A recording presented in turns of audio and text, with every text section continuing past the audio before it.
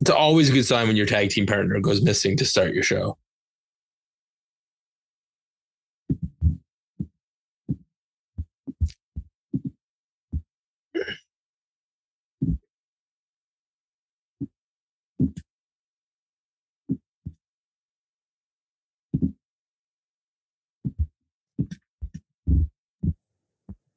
All right.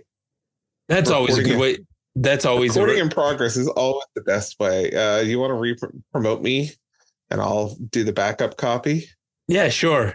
I was just hit promote on you. No, I hit recording in progress because I wanted everybody to hear. This is the perfect. I knew this was going to be a good episode because it's always a good episode when we have technical issues.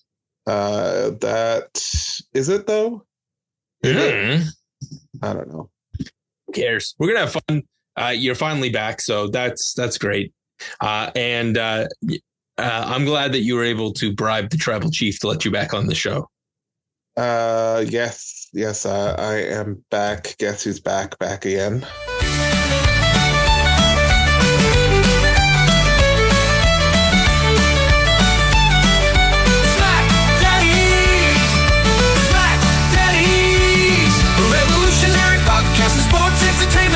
The Godfather Greg, the SmackDaddies.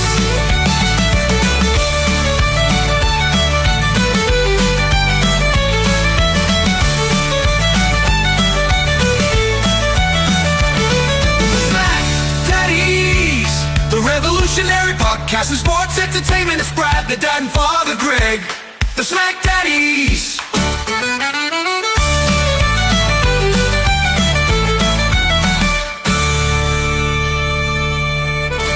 Hello, friends, and welcome to your SmackDown review for The Hub. I am Brad the Dad, and riding shotgun with me is my tag team partner, Greg Father Feltham. Bless you, my son. I am back from special assignment. Yes, and you RKO'd. Did you RKO Burkhead, or did you just punt him? I can't comment on that. There's I've been informed that he was fearful for his life, and now I'm under various legal obligations where I'm no longer allowed to comment on this publicly. However, I do have some security camera footage that I'll be releasing in the next few weeks. Well, no. We're going to wait until you move to a different podcast network, and then we'll release the security footage. Okay. All right. We'll wait then. All right. Sounds good. Well, it is a Friday night, and Greg and I are here to talk SmackDown. He is squeezing this in between. Like, you're in the middle of a hockey tournament. Do you want to explain to anybody who has never been involved with a hockey tournament how this works? This tournament is the strangest ever because it's most tournaments you go to, it's a round robin, and then you kind of have crossovers and a semi and a final, and everything kind of wraps up in a nice little package. This one is hold on with set games. So like 3 weeks before the tournament, you're playing 12 o'clock on Friday, 3 p.m. on Saturday, and 6 o'clock on Saturday night, or whatever the schedule is. This one is March Madness on crack because they do it as one big snake. And depending, so you start off, I don't know, there's 10 teams or something that starts off in the thing, and you're guaranteed at least 3 games. And in the end, it comes out with 3 different winners, like a top tier winner, a medium tier winner, and then like a bottom tier winner. So in all other ones of these that we've done, our team, I think, has always lost the first 2 games. So we've always kind of played in that bottom bracket. But you don't know when your next game is until after you've completed your first game. So you know whether you win or lose and where you go in the bracket. So it is entirely up in the air. So we started last night with a game at 7:30 in the evening. We finished that. And if we won, we played midday today. If we lost, we played at basically SmackDown's normal start time tonight. So on Friday evening, we won. So that was fine and good. So we played game 2 at lunchtime today, or 12:30, whatever it was. And again, if we win that game, we play Friday night at 6:30. If we lost, we were supposed to play tomorrow at 3:30, I think. We won that game. So we were back and drove back across the city. Oh, and by the way, this is also the weekend they decide to close one of the major routes around the city. So now you have to take the long way around and bypass going across the bridge because they took down one of the bridges. So we were not successful tonight. So we have our first loss of the tournament. So now it's win to stay in. For Pete's sake. If we lose, that's kind of where we are at this point. Okay, so that sounds like hell. Yeah, it is. I only remember this. My cousin used to be a goaltender, and so he's my age. So this was 20 years ago, 25 years ago, and my uncle hated this tournament with a fiery passion. With a passion, because there's no real way to know what's coming next, right? So we'll play tomorrow. If we win that game, then we play again tomorrow night, again back and forth across the city. Because by the way, they use arenas up to an hour drive away to have this tournament, which is hilarious because we do have things like 4 pads all in the city where they have 4 arenas in one building, and they use them all. So that's right, because they're not running one tournament; they're running like 5 tournaments at the same time, essentially, at each division. And so it's not. So tomorrow we'll play midday again. We've got to drive across the city, over the closed bridge or around the closed bridge to get us there, and then we'll see if we have to go back that way again tomorrow night. And if we do, great. And if we don't, our season is over, and all my hockey, at least for now, is done. So the good news, though, is that when the bridge is done, we no longer have to pay tolls, and we will no longer have trucks getting stuck in the bridge. And for those of you who don't know what we're talking about, we have in Halifax, we are one of the few places in Canada. We were one of 8 places in Canada with still toll bridges, where the only way to get across to the Halifax was either drive around the harbor, which was a good long crappy drive, or go across one of the 2 bridges that cost you $1 each way. We've done away with that. No big deal. But one of the other reasons is because people would drive across these bridges, and there was clearly large tolls for large trucks, and somehow on a regular basis, dumb people would drive through the low tolls and smash into them. I think we're going to make the money back on what they're losing in tolls in a year of not fixing those toll booths. My bigger concern is not that. Is without tolls and physical structures in place, one, what's to prevent those transport trucks from crossing the bridge that they're not allowed to cross? Because it's old and crappy. Yes. Okay. And 2, what's preventing them to go across the bridge they are allowed to cross when it's too windy for them to be on the bridge? Well, I don't drive to Halifax very often, so these are not my concerns. Nor do I. It's, I don't know. They didn't get rid of the bridge police. The good news is there's still going to be people there. They have signs when it's up, they have those big yellow signs driving towards the bridge, and near the bridge that say bridge closed due to high winds.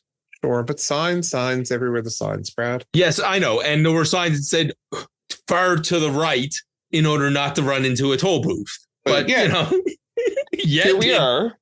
We literally had a meme, reset the counter, because it's like that days since workplace injury and tear off the sheet, reset the counter, because people are stupid. There was and I feel bad for the guy who ran the Twitter account that was Halifax trucks getting stuck or whatever the Twitter account was, because now what are they going to do with their life? They had a thing, and now it's no longer a thing. Do you know what the thing was tonight, Greg, here as we covered at SmackDown? All right. How you pivot in this one? The thing tonight was to sing. To be able to sing. Yes. Yeah, it was a SmackDown Sing-A-Long is what we had tonight. Great. And that makes it episode 190 of the SmackDaddies podcast. And what is episode number of the SmackDown are we on?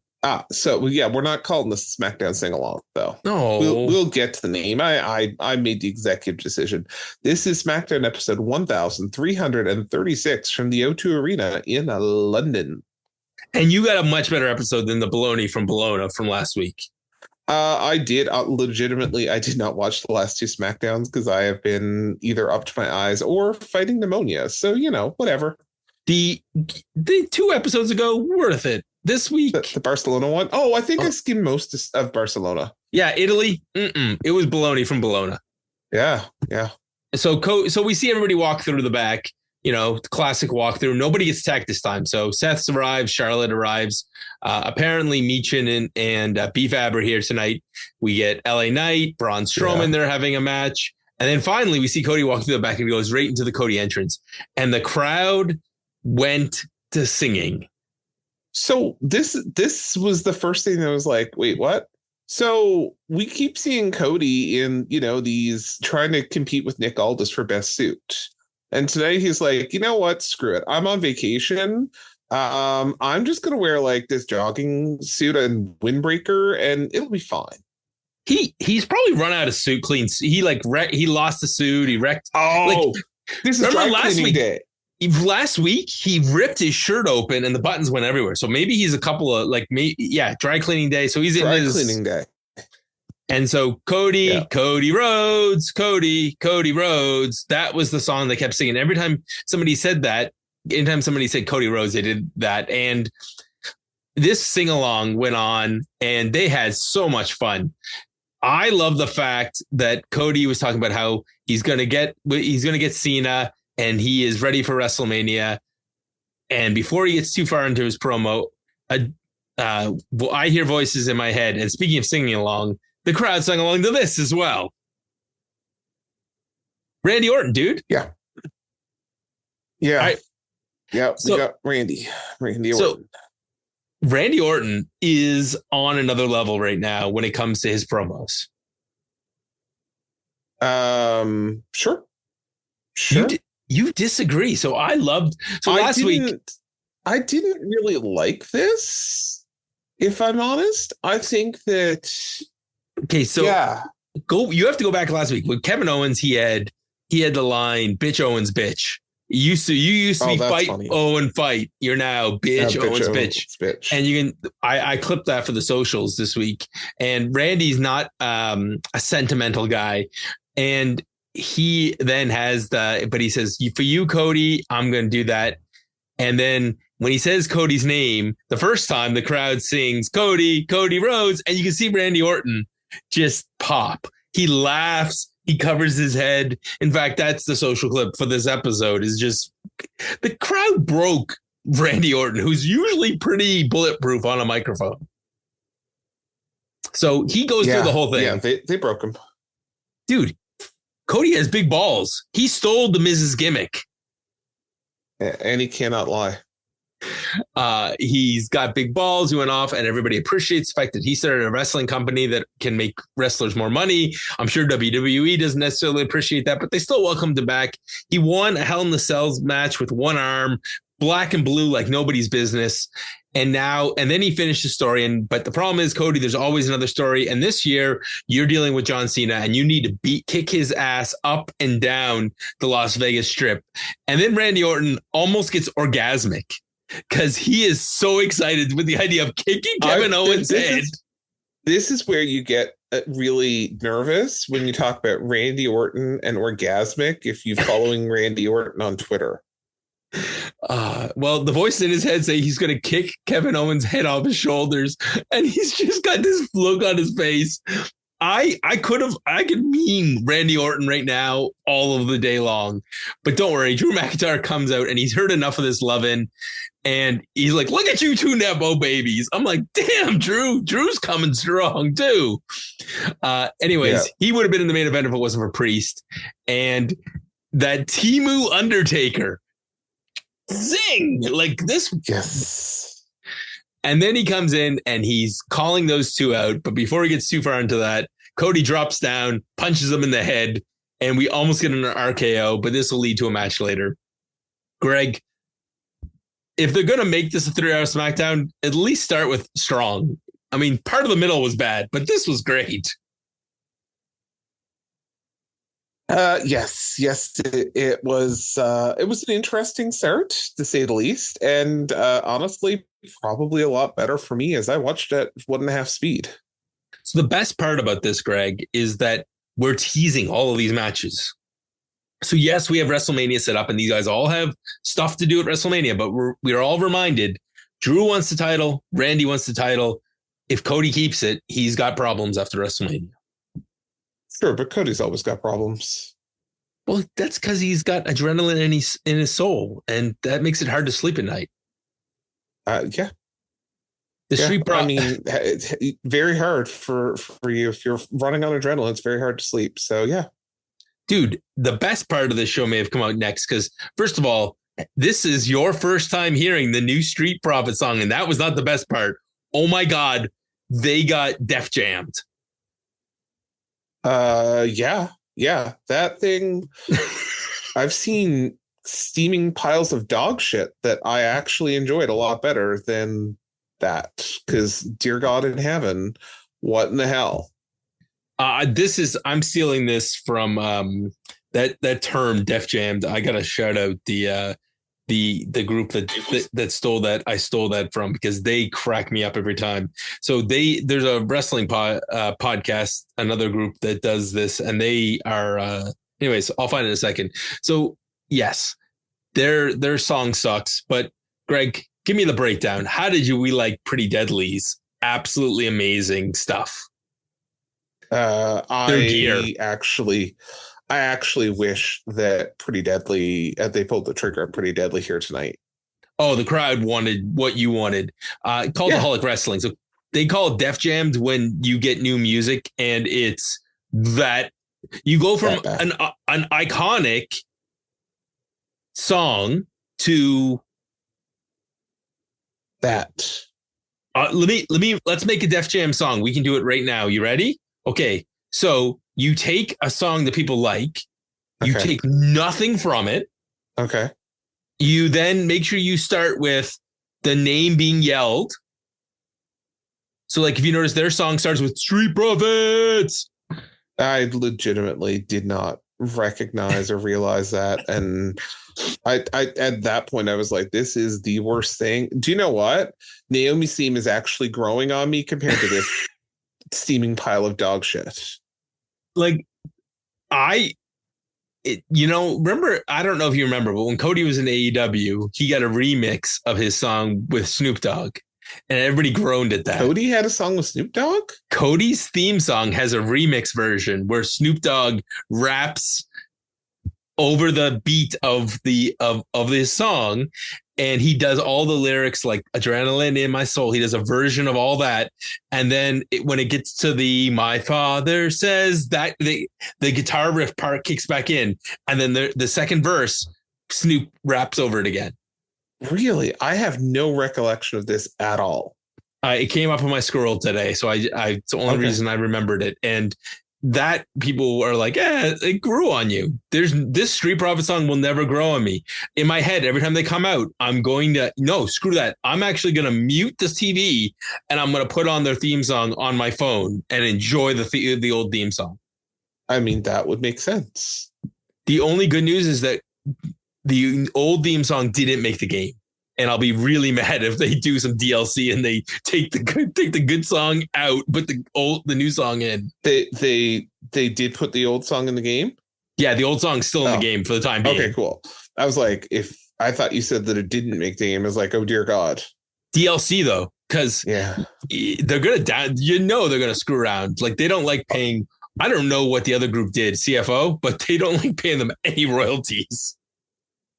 So it's funny. I had the what do you call it? I had closed captioning on tonight while I was watching SmackDown and trying to finish up some things on my workday. And I actually got, closed captioning for their their theme songs as well.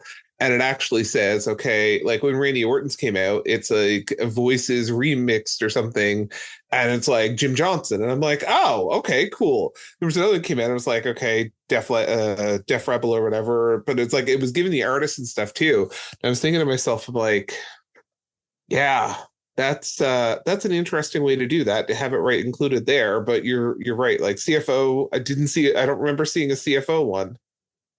Whatever happened, they're out, and Def Rebel is our new, like, yeah, anybody. I like at this point, I'm not even kidding. Like, give Burkhead a sumo deluxe ref thing and let him play with ChatGPT. His theme songs are better than anything they do. Yeah. All right. So this match was, the story of this was Elton Prince and Kip Williams taking bullets for each other this whole match. But the match really picks up near the end, where we get the rebound catapult codebreaker from Prince. Dawkins gets a hot tag, and they just start working over Pretty Deadly. There's another blind tag where Pretty Deadly, one of them gets tossed. They do like a tossing suplex. Kip Williams breaks up for like the fifth time, another one, and eventually they hit the top rope blockbuster off the shoulders for the win. And yeah, the Doomsday blockbuster is a great finish. I like it way better than the two of them doing their own, like, one sky high from the heavens as a finish. But after all the saves Pretty Deadly did, I was sure they were winning. Yeah, I was hopeful that we were going to get a Pretty Deadly win. I think actually, honestly, it probably would have made more sense based on where they were and everything else. But yeah. Well, it makes more sense if they're going to put all these teams on WrestleMania, or let's be honest, the 3-hour SmackDown we're going to watch before WrestleMania. But yeah, I don't know. Like, so right now, it's like the Street Profits are clearing out the division. The question is why? Yeah. Montez Ford has naked pictures of somebody. I don't know. So let's keep going. So the Selena Vega's there with, and I had to like, wait, who are these two? It's Katana Chance and Caden Carter. Yeah. Yeah. And they're gonna wrestle.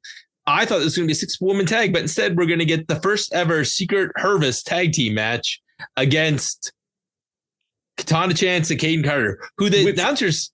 Go ahead. By the way, on Cage Match, I'm pissed at Cage Match right now, because you know how they have it listed here? What?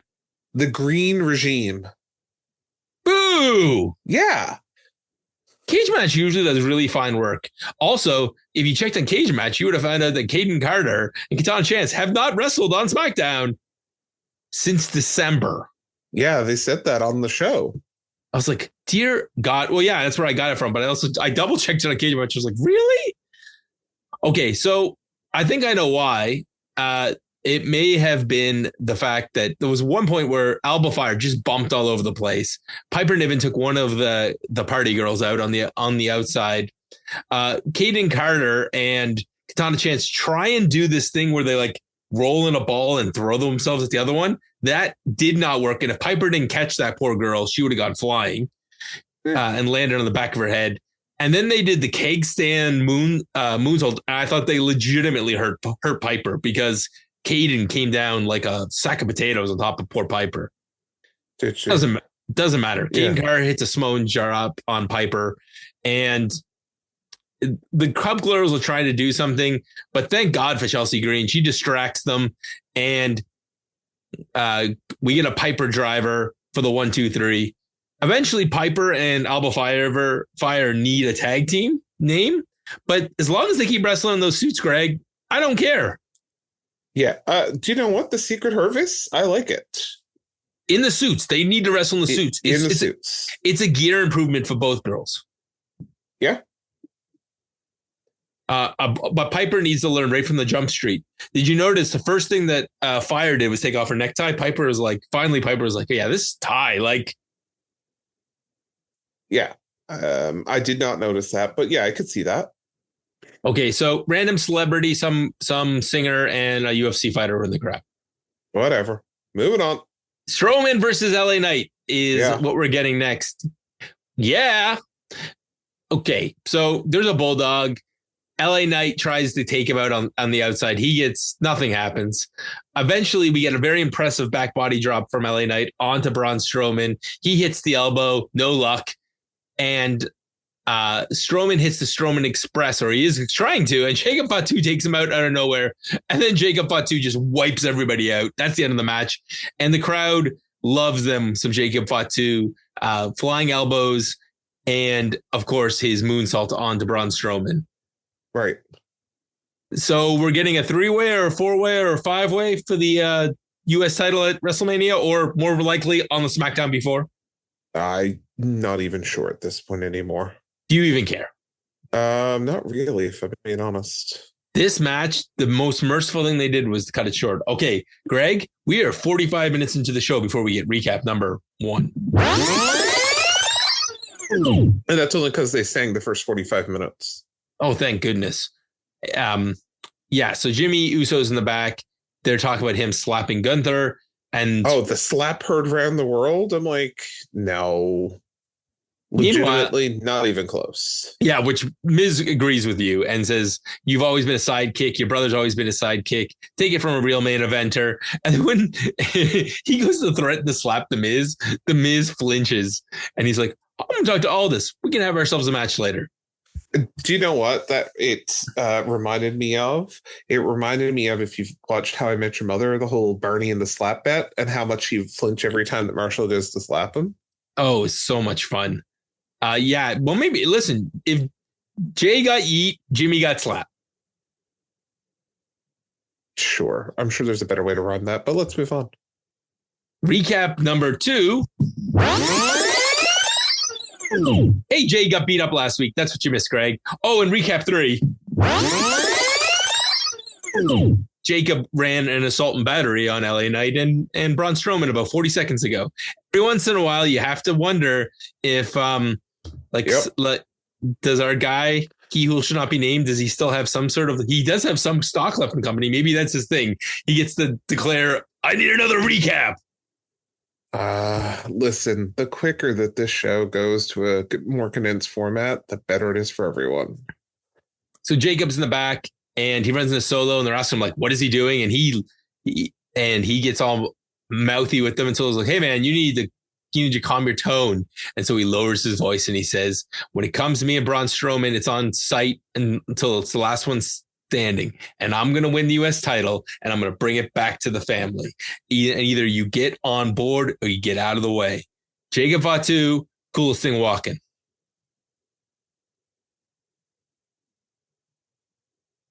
Yeah, I don't know. I'm so done with a lot of this stuff. Nobody can get along. It's WWE. Nobody has friends. Everybody hates each other. Sure. Okay, we get a Naomi promo in the back. She has stolen Owen Hart's gear, the caution tape, except that she's just wrapped herself in it. She didn't buy any gear. Yeah, honestly, this actually was so much better than the Jade Naomi confrontation. Sorry, the Bianca Naomi confrontation from like 3 weeks ago. Oh, this was awesome. She said she was always a person who did the right thing. And how can you not believe me, Bianca, when I told you I did the right thing? I took out Jade because you let her take my place. Who was the one that inspired you? Who's the one that took care of you? Who's the one that helped you on the come up? And you treated me like this? Well, you all need to proceed with caution. And it's like, oh, that's why you were in the caution tape. And Greg, this was true. There's a story that has come out in real life. Naomi was wanted to bring Bianca up to the main roster and have her be her tag team partner. That's how she wanted her to come up to the main roster. And then Bianca would turn on her and would go, and Naomi would put her over. Like, she's always wanted good for this girl. Yeah. Meanwhile, Nick Aldis is in the back and Jade's there. Jade said it's on site. She then runs into Meechin and to BFAB and says, hey man, we got your back. You know, she's crazy, and now we're going to take care of Charlotte because she took out BFAB last week. Fine. So this match is about to happen, and then Naomi comes out. She takes out B-Fab. She takes out Michin. X Factor's all around.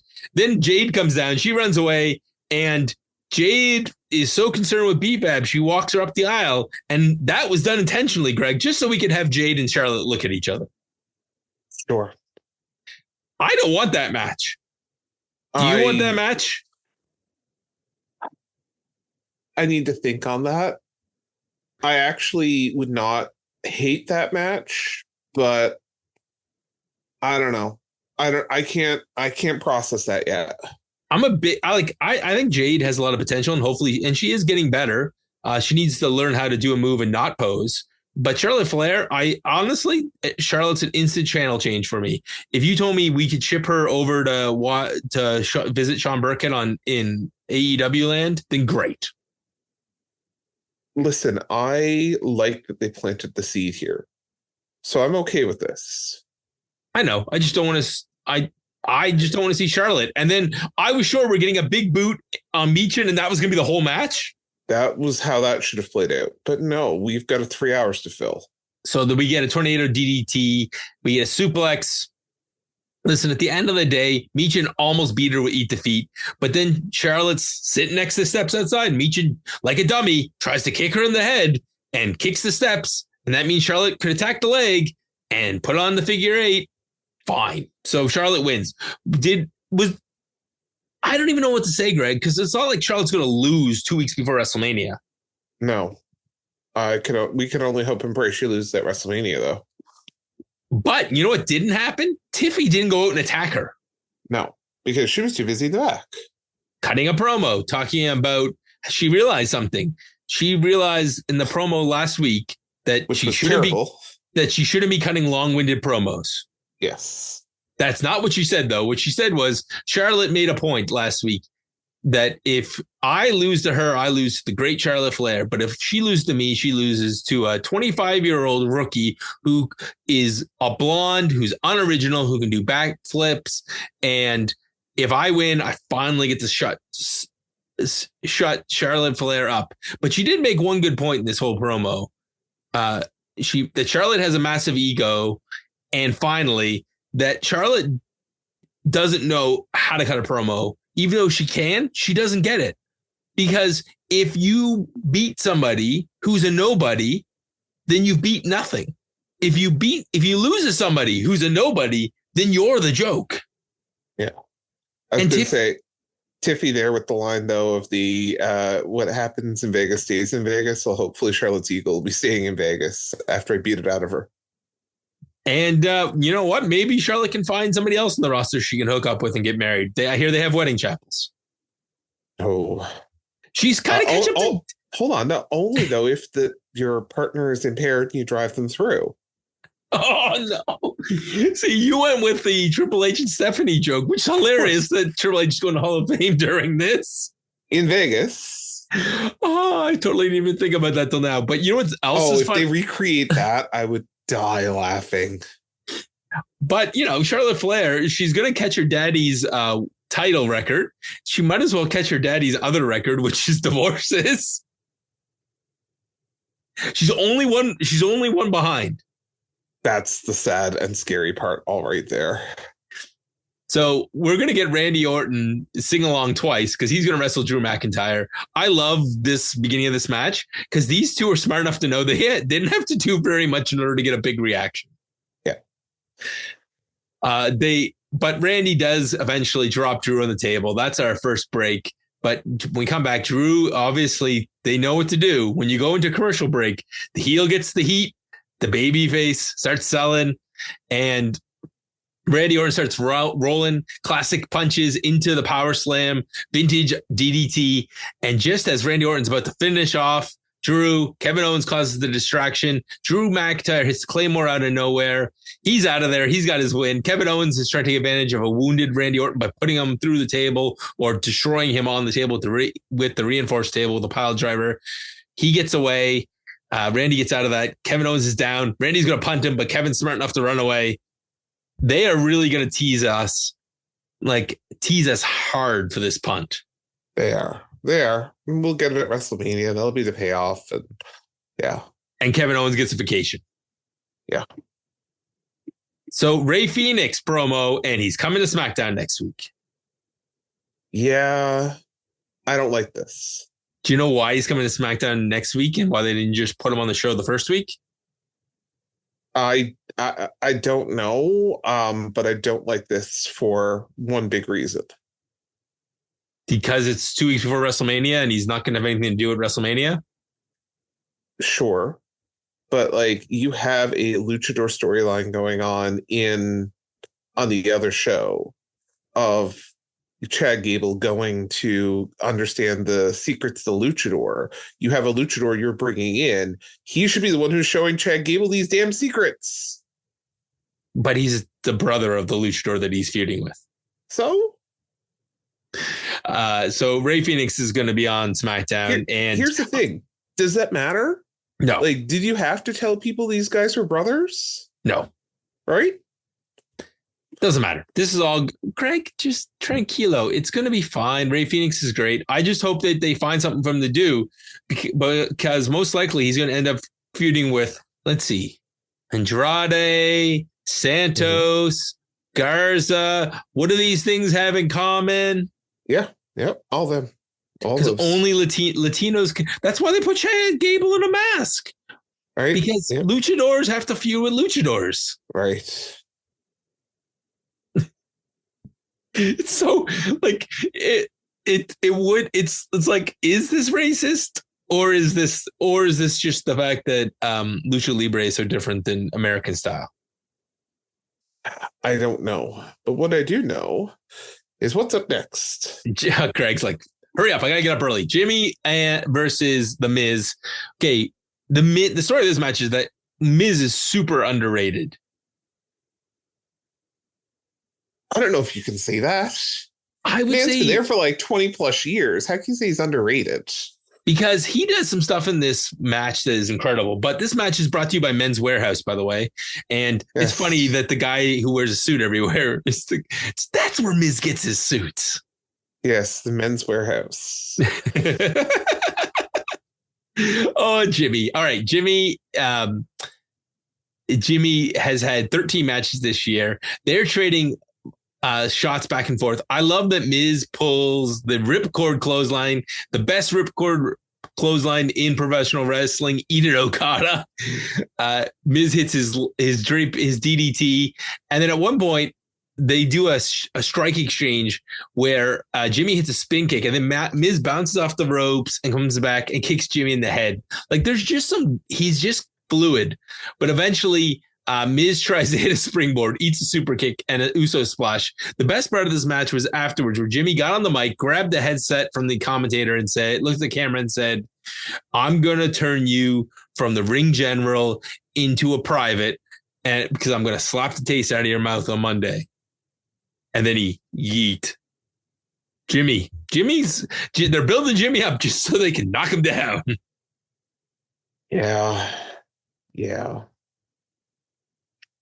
So, sure, Drew walk and talk. He's going to go get drunk and he's going to meet Andrew. And he said, look, I called Priest out. I told him he should meet me here. And that, Temu Undertaker should show up. He didn't call him that there. But right behind the door is Damian Priest. And they fight. They fight on somebody's car. The guy gets in the way. Drew puts him through a table. They fight on top of the car and eventually choke slamming Drew McIntyre. Damian Priest choke slamming Drew McIntyre through the windshield, and Damian's like, ma! Yes, and this is where we get tonight's episode title, because Damian Priest looks at Drew McIntyre and says, rest in peace, jackass. He heard that Temu Undertaker line, and he's like, oh, yeah? Rest in peace, jackass. It feels very Happy Gilmore 2 coming up this summer on Netflix. And also, CM Punk walks through the scene, he looks at Drew McIntyre and smirks. It's like, come on. He hears voices in his head, too. But you know what the beautiful thing about this is? That feud these two should hate each other forever. And WWE doesn't let us forget things anymore. Instead of like CM Punk walking by in a previous regime and he would have gone over and been like, Drew, are you okay, Drew?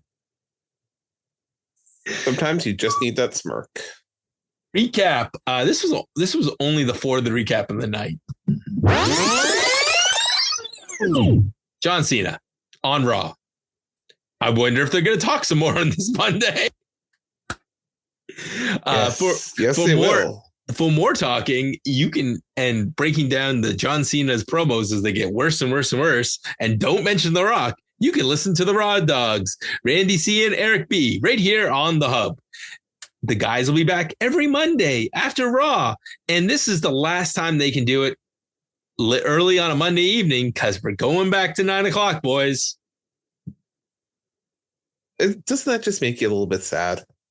Well, they're going back across the ocean in August. Listen, you weren't here for the European vacation. Ironically, we're basically recording at the time we always record. Yeah, we do. We are tonight. And that's all me. I missed European vacation, Euro trip. I did also appreciate, Berkey's Greg Doesn't Know from the beginning of last week, because the first I heard of it, that I immediately thought of Scotty Doesn't Know in Euro Trip, and makes me want to watch that movie again. I also have been fighting the urge for the last month and a half or so with the Pope in hospital with the white smoke. We have a new Pope. So I think now that he's out, I can safely watch Euro Trip. He not only is he out, he kicked out, dude. Every time you think that man's gonna die, he's like, nah, he's the Undertaker. He is. Paul Bear raises the urn and he's back up. That 2 count, boy, I tell you. So Roman Reigns comes out, and this takes 10 minutes between his entrance and the fan singing. This was a 30-minute segment that took 10 minutes to get Roman Reigns in the damn ring. So legit, at this point, I have my head down. I'm working. I don't realize this is the last segment because I'm doing this I've got my MacBook plugged into my TV. I'm working on my personal or on my work laptop and going away. And I'm like, okay, what else is on the show and stuff here? And I'm powering through this. Like, it's going out of style, right? At 1.5 times speed. And then the end, and I get the credit. I'm like, wait, what? Like, it just ended so abruptly. I know we're not quite there yet, but I was like, you say it's 10 minutes for the whole Roman Reigns part. I did not feel the 10 minutes because you're on 1.5. 1.5 speed. Tell you, it's the way to watch that, to watch this part. The OTC came out for 2 reasons: to have people acknowledge him and check, and to sign a contract. Check. So Seth comes out. He's laughing like a madman after they sing his song, which takes another 5 minutes. And 12 years ago, they came here to this very building to rebuild the company as they put the Undertaker through an announce table. And then finally, you kept saying that we were going to do this. And Roman's just like, like, this is not about a we, this is a me. I'm the one that brought us to the success. I'm the one that brought us to the promised land. And finally, Rollins had enough. He's like, this is the problem. You don't see Punk as a threat. You don't see the danger, and you don't want to share the credit. He didn't really talk about the credit, but really that is the problem here. CM Punk comes out and he steals Roddy Piper's line. I came here to chew bubblegum and sign a contract, and I'm all out of bubblegum. So he spits the gum out of his head that he was chewing. Punk goes and he's going ready to sign. He's looking through and he's looking through and he's looking through. And finally, it is Paul Heyman who says, you got what you wanted. You were going to be in the main event of WrestleMania. And this 3-way is probably going to main event night 1 of WrestleMania. Suck it. You think, Suck it, Jay. It's the night 1? How do you not have John Cena going for winning his 17th title? And I'm going to say that now, over Cody as night 2. Well, and that's what I'm wondering, right? Like, do you want to send people home happy and save this for night 2 and have John Cena win on night 1 and people be pissed? Well, or this is the Empire Strikes Back and Cody. I mean, they did that one year where Cody didn't beat Roman, and that was everybody went home pissed, but it worked out the year after. And maybe they've learned. We get a sad WrestleMania and a happy WrestleMania. Sad WrestleMania, happy WrestleMania. Oh, God. Okay, so anyways, Punk is so happy that he's there. He's almost in tears. And Seth Rollins loses his mind. He doesn't deserve it. I told you. And then finally Roman Reigns is hilarious. He's like, see, look, and a favor cashed in. Check. So they're going to main event WrestleMania. That was the secret. Seth is completely unglued. He's screaming, "This is all your fault." And he thanked everyone who got him there. And at the very end, Roman's like, "Come on, aren't you going to thank me?" And he gets down on one knee and he's like, "I want to thank you, my tribal chief, holder of the Ulafala. Thank you. But just so you know, me getting my main event wasn't my favor." And he drops the mic. And like the whole time the credits are rolling. So you can tell these guys are like hustling through the end of the promo. This is great though. What a cliffhanger. So he got his WrestleMania main event, but that was not the favor. No. Is the favor that Paul Heyman is switching corners? I don't even know. And do you know what? I'm not sure I care anymore. I'm going to make a bold prediction right now. Seth Rollins, as I think Jimmy may have mentioned on the main show this week, Seth Rollins is winning. It was either Jimmy or Donnie. I'll give credit to Jimmy. Sorry, Donnie. If it's you, I owe you an apology. But I think Seth needs to win. And as they've talked about on the main show, so if you don't know what I'm talking about, go check out the main show, The Hub, Huge Pop Radio. You can hear it on TSN and on other things. But yeah, I would argue with you right now, Greg. But we won't argue too long because it's getting close to bedtime. I think Seth is the one that needs to win because he keeps losing these feuds. Maybe. I mean, here's the thing. I can make a logical argument for any of these guys to win. But that's the problem. So Roman doesn't lose anything for losing. Right. Seth gets a WrestleMania thing, and this gives us something else for CM Punk. So CM Punk has had a WrestleMania main event, but he's never won a WrestleMania main event. That means we've got to listen to him whine for another year? Does he know how to do anything else? Start fights in locker rooms was the right answer. Yes, he does. Because, I mean, he knows how to, get himself injured, I guess, and sit on the shelf for a while. And start fights in locker rooms. And segregate himself from all the other top talents, at least in AEW. Yeah, legit. We know that he's actually, doing great now that he's back and all that stuff. We are just razzing here a little bit. Listen, I think the best thing that ever happened for both companies was CM Punk getting out of AEW and WWE bringing him back in, because maybe the reason he's so happy now is that he's finally made peace with all these people that he had that they weren't getting along with. Maybe. All right, let's take it to the synopsis. This is your SmackDown synopsis. Good thing I always clean that up in post and Greg is I hope you don't. You're not going to clean that up in post. You're going to forget. Like last week, you forgot to put your rewinds in. Yeah. Meanwhile, Burkhead is quite the faker because I'm pressing the button the whole show with the sounds, and Burkhead is reacting to the sounds like a pro. He doesn't tell you that, hey, I can't hear that crap, Brad. Like I do all the time. He's just, I'm pressing the button and Burkhead's not just reacting. All right, we're going to go with the Yaz and the booze. So either Greg, and I'm not going to give you any middle ground tonight because you're out of practice. So either you keep it or you cut it. You can't go in the middle. So either you're going to one thing we forgot to talk about. There's a new announcer. Oh yeah. Which they WWE'd his name. Yeah, they def rebelled him. Anyways, he's great. I feel bad for Mike Rome, who is the NXT announcer, because you're never getting out of NXT, dude. No, you're there now. And Lillian Garcia, it will be back for Sunday night's main events. Yes. Saturday night's main event. And Sunday night's main event is coming back too. So that's a whole different thing. All right. Okay, so either give me a yeah or a boo. Okay. All right. So what do you want to do? Cody Rhodes talking segment. Sure. Yeah. Pretty Deadly versus the Street Profits. No. Only because they didn't have Pretty Deadly win. Sure. Kate, I'm going to give my own yeah right now to Wade Barrett getting drunken a lot on this European trip. Yeah. Which he mentioned on commentary. How about the club girls in the back talking with I'm gonna put that, their promo, and Caden Carter and Katana Chance losing to the Secret Hervice. Sure. We'll keep. Yeah. But I am definitely cutting out the idea that Zelina Vega could be the heavy and come save people. Just what? Yes, all 72 pounds of her, the heavy. Braun Strowman versus LA Knight. Nope. Jimmy Miz promo.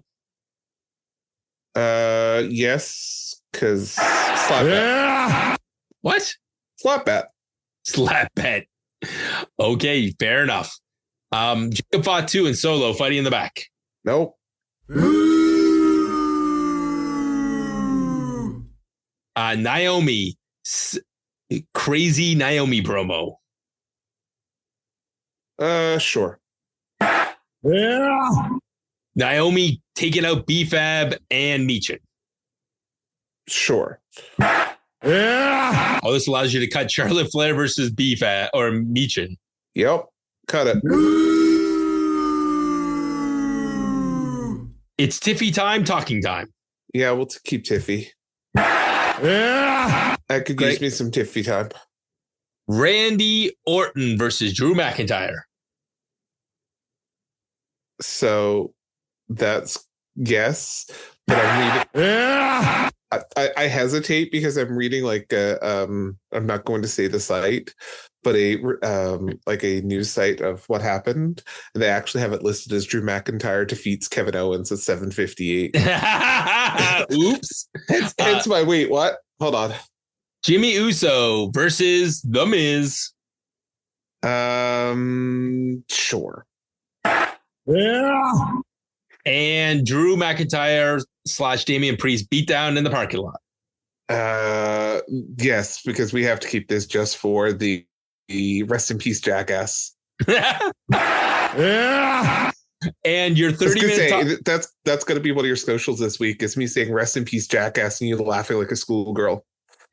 Yes, because I still laugh at naughty words. John Cena recap is already cut. Okay, so this leads us to the main event. Your talking segment that sets up one of your main events for WrestleMania. Yes, this has to stay. Yeah. So overall, Greg, you got the good episode and Sean Burkhead got hosed last week. It's better at 1.5 times. That's what we learn. We learn that every time we watch SmackDown on delay. Unfortunately, they're coming back to normal time. So, see, that just means we got to start doing Saturday morning recordings. I can hear Greg's plotting already. So, friends, thank you again for joining us for this episode of the SmackDaddies. You can tune in to the hub for all of your podcasts. Next up in sequence will be Storytime with Jimmy, where you get a hilarious story from Jimmy from his time with WWE as a referee. You then will get the Raw Dogs breaking down Monday Night with Randy C. and Eric B. And then Huge Pop Radio will be back on Wednesday on TSN, iHeartRadio, and wherever you find your favorite podcasts, including right here. And if you're looking for something outside of wrestling, today, Sean Burkhead and I released our second of 3 Marvel podcasts where we're going to review the Daredevil series on Netflix. Yes. Is it Netflix? Or I thought it was Disney. Sorry, Disney Plus. It's the former Netflix series. It's now on Disney Plus because Marvel owns everything. Sure. Or Disney owns everything. Anyways, we'll be back next week. Unfortunately, back to 9:00 local time start of SmackDown. Yeah, we'll figure something out because there's no way in hell we're watching this. I'm not going to midnight anymore. No. We only have a couple more months left before we get our Saturdays back, or we get our Fridays back. They're going back at the end of May. I have not seen anything official, but we also waited until December before they're like, oh, by the way, come January, it's a 3-hour show. So come on, Trips, if you're listening to this, if someone is giving you a transcript, for the love of all things holy, give us an announcement soon of when this 3-hour crap is going away. You know what? That would be I think WrestleMania weekend would be the perfect time to start this. So let's end with this. And I think at some point we should probably maybe sit down with some of the hub people, pick a night, and we'll go through the insanity that is WrestleMania. So right now, as it stands, you're going to get SmackDown the Hall of Fame ceremony, and then an after party. Then is the ceremony going to be live and on SmackDown type thing again? No, they're going to a different building. So whoever's on SmackDown, they're going to have to boogie down the strip to the Hall of Fame ceremony. Then there's an after party at the same place that the Hall of Fame's at, because every night they hired a different musician to do like club music. Then you get a comedy show after both nights of WrestleMania. They moved NXT 2 hours earlier, so it's going to be like, I don't know. It's like it's 6 a.m. It's like a morning start. It's WrestleMania starts 3:00 local time. So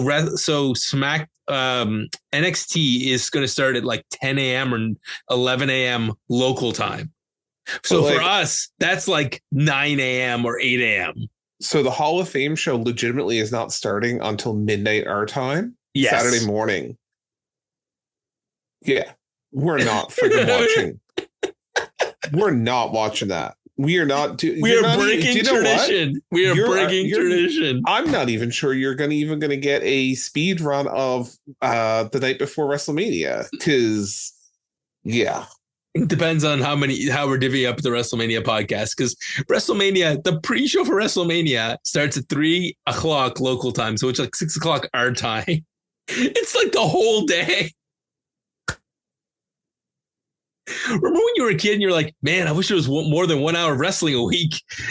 We wish too hard, Gregory. We wish too hard. Yeah. And now we're inducting matches too. Like, yeah, I saw that. I was like, oh, this is okay. At some point, we will not watch it Hall of Fame. They'll know. Okay. Good night, everybody. Good night.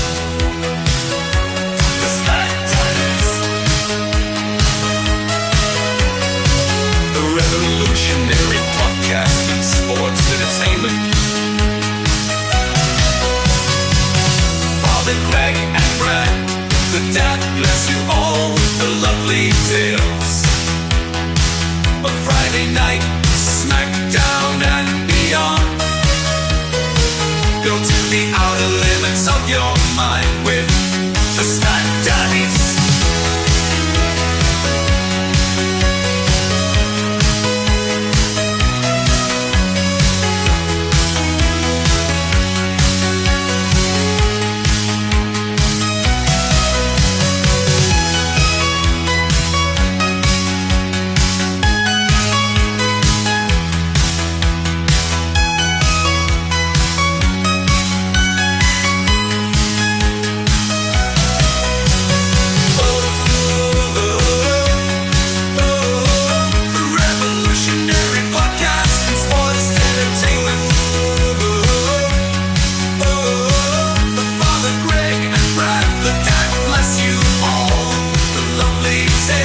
Friday night, SmackDown and beyond. Go to